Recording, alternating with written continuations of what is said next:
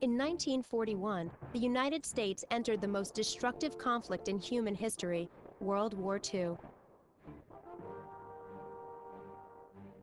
More than any previous war, it involved the commitment of the nation's entire human and economic resources. More than 16 million people wore America's uniforms during the war. Among that number were over 350,000 women. The Second World War dramatically changed the lives of American women.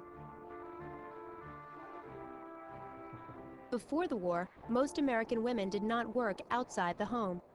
Those who had jobs were employed in a limited range of occupations, such as maids, secretaries, seamstresses, nurses, and teachers. But now the armed forces actively recruited women, asking them to take on demanding and important jobs. As the war progressed, thousands of American nurses left military and naval hospitals in the United States to serve overseas. More than 200 of these military nurses died during the war.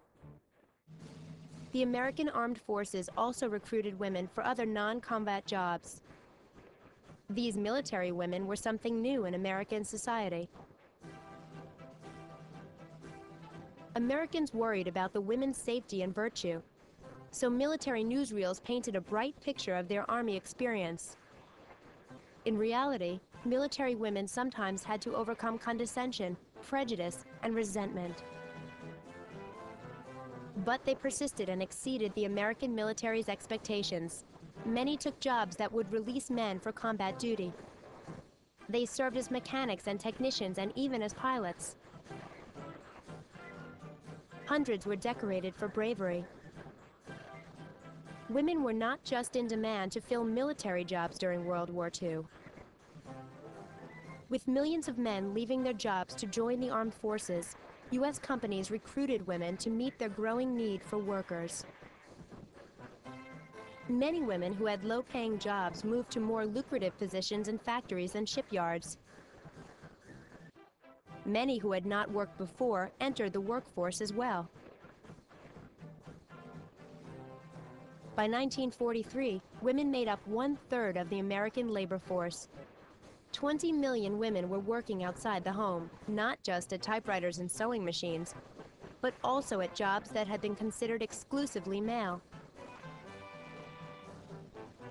In its recruitment effort, the government featured a fictional character, Rosie the Riveter. A poster showed her flexing her muscles under the words, "We can do it." Despite their importance to the war effort, women sometimes encountered hostility from male co-workers and supervisors. Women's fashions evolved with their changing roles. Female factory workers began wearing pants to work. They also cut their hair short to keep it from getting caught in machinery.